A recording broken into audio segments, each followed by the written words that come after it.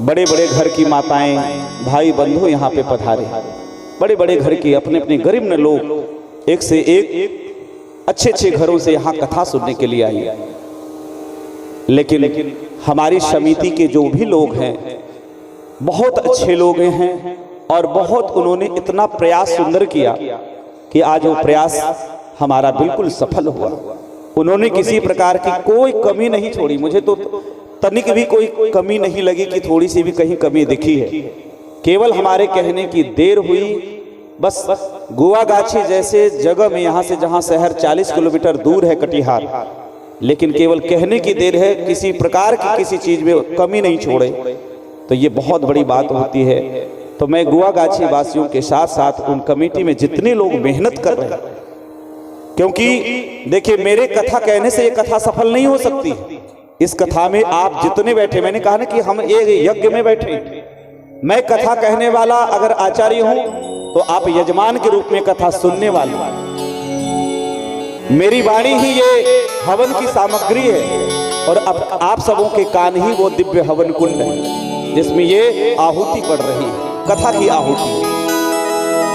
आपने बड़े भाव से प्रेम से सुना और जो भी बड़े बड़े घरों की माताएं बहनें बुजुर्ग आए, जो भी व्यवस्था मिला आपने उस व्यवस्था को स्वीकार करके प्रसन्नता पूर्वक आनंद पूर्वक ये धैर्यता पूर्वक और व्यवस्था में अपनी प्रसन्नता व्यक्त करते हुए आप लोगों ने कथा सुनी।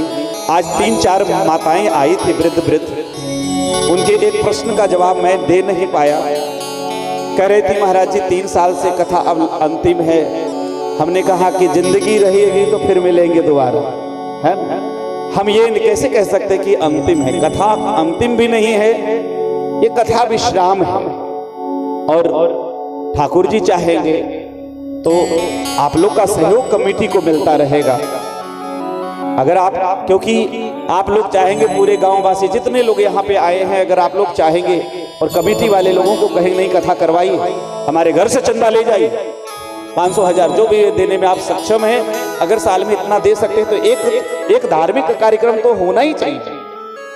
और ये धार्मिक कार्यक्रम केवल कथा सत्संग के रूप में नहीं है, बल्कि मैं समझता हूं कि हमारे गुआगाछी के एकता का ये प्रतीक है। एकता का ये प्रतीक है।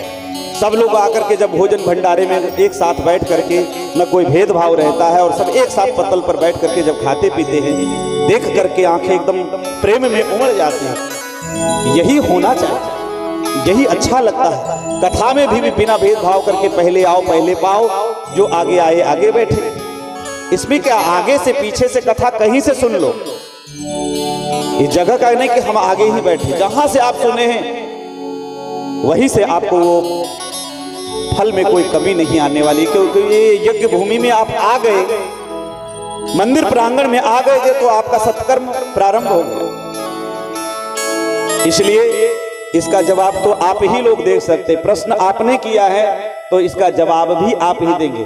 मैं किसी प्रकार की घोषणा नहीं करूंगा कि क्या है, लेकिन ये आप लोगों की व्यवस्था है। आप लोग चाहेंगे तो भगवान की कृपा हो, और मैं तो चाहता हूं कि ठाकुर जी की कृपा हो। आप लोग आर्थिक रूप से खूब संपन्न हुए, खूब आप लोग स्वास्थ्य के रूप में संपन्न हुए, धार्मिक रूप से भी संपन्न हुए, आपकी श्रद्धा उत्तरोत्तर बढ़ती रहे, आप लोग खूब प्रसन्न रहे, आनंद रहे।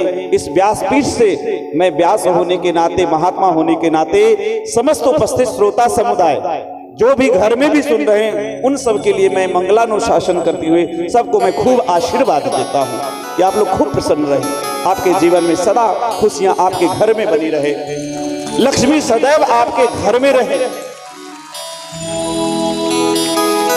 और महाराज इस साल तो मैं आपको, मैं दिल को क्या कहिए तो मैं चीर करके मैं दिखा दूं, क्योंकि मुझे ये उम्मीद नहीं थी कि कोरोना के कारण बहुत तरह की दिक्कतें आ रही थी, परमिशन लेना, ये करना वो करना, फिर भी हमारी कमेटी ने, आप लोगों ने साहस करके और इस भावना के साथ, बड़े जोर शोर के साथ जो आप उपस्थिति सब कुछ आपने किया, कोई कमी नहीं छोड़ा, तो इसके लिए भी आप धन्यवाद के बहुत पात्र हैं। आप सब अपने लिए एक ताली बजाइए जोर से। हमारी सेवा में जो लोग जुड़े हुए थे देखिए, पर्दे के पीछे बहुत सारे लोग थे। इस पंडाल की सेवा में जो लोग जुड़े थे, मंदिर की पूजन व्यवस्था में जो सेवा में जुड़े थे, लाइट साउंड की व्यवस्था में जो जुड़े थे, ऐसे सभी सेवादारों को, जिन्होंने यहाँ झाड़ू लगाने का काम किया है, मैं समझता हूँ जिन्होंने झाड़ू लगाई है, जिन्होंने प्रसाद बांटी है, वो भी किसी पुजारी से कम नहीं है। उनको भी वही फल प्राप्त होगा जो हम कथा कहने वालों को, हम कथा सुनने वाले को, क्योंकि सेवा सबसे बड़ा धर्म है। और 1 रुपया से लेकर के जिन्होंने जितना ये चंदा के रूप में या यहाँ पे व्यासपीठ पर जो अर्पित किया है, ये सबको मैं खूब साधुवाद देता हूँ। और मेरे सज्जनों, अगर मेरे किसी वाणी से किसी को अगर कष्ट हुआ हो तो आपका छोटा सा, वो छोटा बल्ला, क्यूट सा जो बालक कहते हैं, ऐसा समझ के आप लोग क्षमा करेंगे। हमारे आप तो बहुत प्यारे लोग हैं।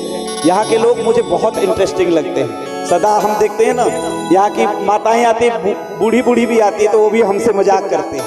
हमें बहुत अच्छा लगता है। मजाक उसी से करते हैं जिसे आप अपना मानते हैं, जिसके सामने आप खुले हुए रहते हैं, है ना। इसलिए मैं बहुत हृदय से मैं आप सबका आभारी हूँ। आपने लगातार 3 वर्ष 3 वर्ष आपने लगातार मुझे स्मरण किया है। और अगर मेरी तरफ से कोई त्रुटि हो तो आप लोग बता सकते हैं, और त्रुटि के लिए मैं क्षमा भी मांगता हूँ। और आप सबको खूब प्रेम मिले। और अयोध्या में आपके लिए मैं बताया, मेरा छोटा सा कुटिया है, बहुत बड़ा बिल्कुल नहीं है, 2-4 ही रूम हैं। बहुत बड़े प्रपंच में मैं पढ़ना भी नहीं चाहता हूँ, लेकिन छोटा सा कुटिया है। अगर आएंगे आप लोग तो मुझे भी अच्छा लगेगा। और हिंदू होने के नाते, आप सब हिंदू हैं, तो एक बार अपने जो आपके धर्म के मूल जगह है वो अयोध्या, वो जाना ही चाहिए। कई लोग तो कहते हैं कि हमारे खानदान, बुआ गाछी बता रहे थे कि हमारे कई पीढ़ी के पहले लोग अयोध्या से ही कई लोग आए हैं। कोई ओरछा बता रहे, कोई कहाँ बता रहे हैं। तो अयोध्या में आप सबका स्वागत है। जब भी आए, आपके लिए छोटी सी कुटिया, जो भी रूखा सूखा मैं खाता हूँ आपको खिलाऊंगा। आपका अपना ही घर मान के आप उसमें अवश्य आएंगे। तो मैं कमेटी को एक बार पुनः मैं धन्यवाद दूँ, क्योंकि इन लोगों ने बड़ी मेहनत की है। रात दिन घर बार छोड़ करके, सब कुछ भूख प्यास त्याग करके इन्होंने सेवा की है। इसलिए कमेटी के समस्त, विशेष हमारे यजमान हैं श्री ब्रजेश जी, और दूसरे जो भी यजमान हैं, वो दोनों यजमान को भी मैं हृदय से मैं खूब आशीर्वाद देता हूँ। आपने बड़ी भक्ति भाव से ये सेवा की। ऐसे यज्ञ में यजमान बनना भी बड़े सौभाग्य का बात है। अरे लोग तो पर्सनल 10 लाख 20 लाख खर्च करके, पर्सनल दरवाजे पर कथा करके भी ये सुख नहीं प्राप्त कर सकते। पर आपको सौभाग्य मिला, आप भी बड़े भाग्यशाली हैं। जिनके मैं मकान में रहता हूँ, जिनके यहाँ मेरी आवास की व्यवस्था है, सपरिवार में उनको भी खूब मैं कुशल मंगल के लिए मैं आशीर्वाद देता हूँ। हमारे कथा में जो और भी प्रकार के सहयोग करें, हमारे सबसे हमारे श्रद्धेय, हमारे हम सबके पूज्य हमारे श्री आचार्य जी, श्री सूर्यकांत जी, एक बार इनके लिए जोरदार ताली बजाइए। क्योंकि कथा चाहे मैं जितना कहूँ, असली फल इनसे मुझे बल मिल रहा है, इनके माध्यम से पूजन और पाठ। कल अभी हम लोग थोड़ी देर के बाद जब यहाँ से हम लोग निवृत्त हो जाएंगे, रुद्राभिषेक करेंगे, और जिनका नाम है वो लोग उपस्थित हो जाएंगे। और उसके बाद कल सुबह प्रातः काल ही 9 से 12 बजे के बीच में हवन रखा गया है। हवन के लिए आप लोग, क्योंकि ये यज्ञ है तो यज्ञ की पूर्णाहुति आहुति से ही होती है। ये कथा की आहुति तो हो ही है, लेकिन जो हमने पाठ करवाया उसका दशांश हवन भी जरूरी है। और हवन के बाद पश्चात जो भी भोजन पानी तो चल ही रहा है रोज, तो हवन है। आप सब हवन में आमंत्रित हैं। व्रत तो आप लोग किए ही हैं, इसलिए हम चाहते हैं कि जल्दी हवन, अब सब लोगों को तो नहीं, लेकिन जो लोग हवन में नहीं बैठ पाएंगे वो हवन की सामग्री ला के दे दीजिएगा। आपका दिया हुआ सामान लग जाएगा। आप घी ले आइए, आप हवन सामग्री जौ हो, तिल हो, ये सब ले आइएगा, चावल ले आइएगा, तो हवन हो जाएगा। हवन में सब लोग आप लोग उपस्थित होकर के हवन करेंगे। अगर हवन करना है तो शुद्धता पूर्वक आएंगे, अन्न नहीं खाएंगे। अगर आपको लगता है कि आज शिवरात्रि का कारण थोड़ा सा दिक्कत है तो आप फल खा करके आ सकते हैं। तो 9 से 12 बजे इसलिए हम जल्दी रख रहे हैं, क्योंकि रात भर तो हम लोग वैसे भी जगेंगे। तो 9 से 12 बजे के बीच में जल्दी हवन हो जाए। 12 बजे के बाद आप लोग हवन करके फिर अपना प्रसाद का भक्षण करेंगे। अभी हमारे अभय जी जो हमारे बहुत सुंदर उद्घोषक हैं, बढ़िया सुंदर आप सबको अपनी उद्घोषणा से आगे के कार्यक्रम की जानकारी भी देंगे और मैं उनको भी बहुत धन्यवाद दूंगा। कमेटी के अध्यक्ष थोड़े अस्वस्थ हैं तो उनको मैं देख नहीं पा रहा हूं। मंच से मैं उनको अपनी शुभकामनाएं, अपना आशीर्वाद उनके स्वास्थ्य की कामना में करता हूं। हमारे संगीत पर अजय श्रीवास्तव जी जो हमारे मित्र हैं, बड़े सुंदर गाते हैं, इनके लिए एक बार जोरदार ताली बजाइए। और इस बार आप देख रहे हैं तबले पर ये हमारे अयोध्या के एक विशिष्ट हनुमानगढ़ी के महंत है महाराज, और साधु जीवन में हमारे रिश्ते में हमारे काका लगते हैं, हमारे काका लगते हैं। इसलिए मैं काका जी को मन से आशीर्वाद तो उनसे ले ही सकता हूँ ना, लेकिन मैं उनको प्रणाम करता हूँ। कारण क्या, देखिए यही होती है, बड़े लोगों की निशानी होती है।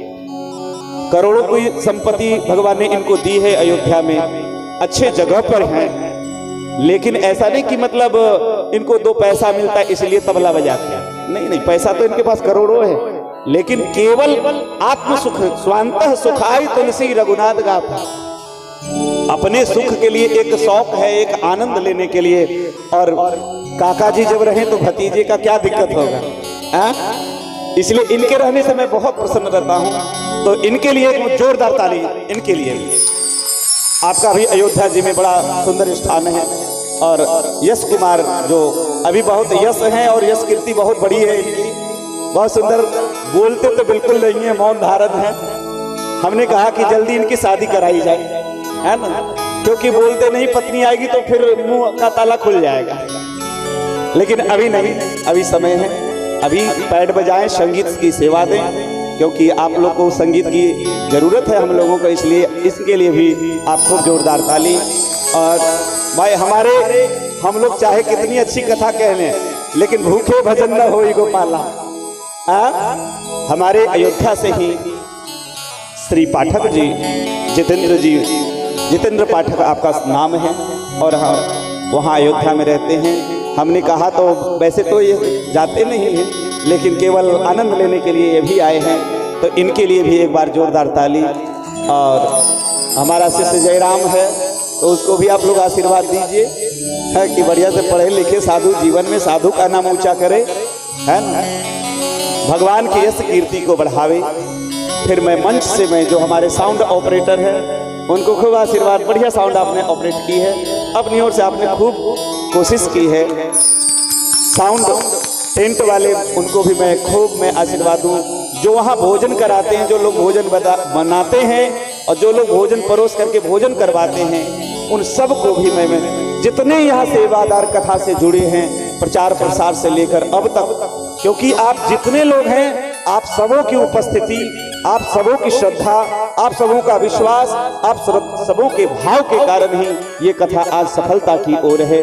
तो मैं ज्यादा कुछ न कह करके मैं अब निवेदन करूंगा, अजय जी एक भजन और सुना दें। उसके बाद व्यवस्था यह है कि व्यासपीठ कमेटी के कार्यकर्ताओं से निवेदन कि वहां व्यासपीठ का निर्माण करें, उस पर ला करके आप बिछाएं, और उसके बाद फिर हमारे उद्घोषक कुछ कहेंगे। उसके बाद फिर आप सबको महिला मंडल एक लाइन लगा करके इधर से आए और इधर से जाएंगे।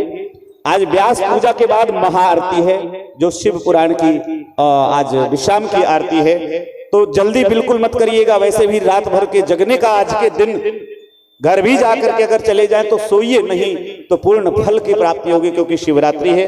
हम लोग भी जाएंगे तो 1 घंटे के बाद तुरंत हम लोग, क्योंकि वस्त्र बदलना पड़ेगा, वस्त्र नहा धो करके वस्त्र बदल के तुरंत आएंगे। अभिषेक में हम भी सम्मिलित होंगे, आज हम भी आचार्य जी के यजमान के रूप में रहेंगे। तो इसलिए एक सुंदर सा भजन हमारे अजय जी सुनाएंगे, और ये वाणी मैं अपने श्री राम जानकी ठाकुर बाबा के चरणों में अर्पित करते हुए अपनी वाणी को मैं विश्राम देता हूँ। आप सभी को शुभ रात्रि। जय सिया राम। जय सिया राम। तो तेरे नाम की ओर चुनरिया, सभी लोग तालियों से करें। तेरे नाम की ओर चुनरिया, मैं तो नाचूं बीच बाजार में, ऐसी हालत होगी मेरी भोला तेरे प्यार में, ऐसी हालत होगी मेरी भोला तेरे प्यार में। तेरे नाम की ओर चुन दिया, मैं तो नाचूं बीच के बाजार में ऐसी हालत हो गई मेरी बाबा तेरे हाथ में ऐसी हालत हो गई मेरी बाबा तेरे हाथ में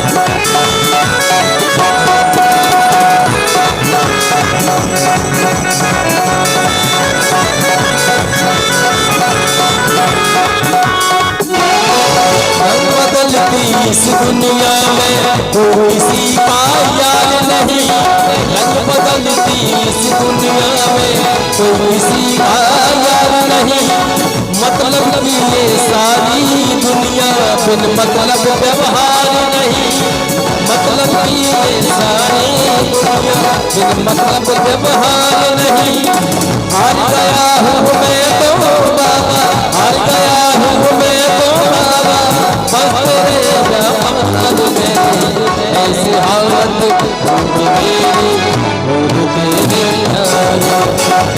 ऐसी हालत होगी मेरी बाबा तेरे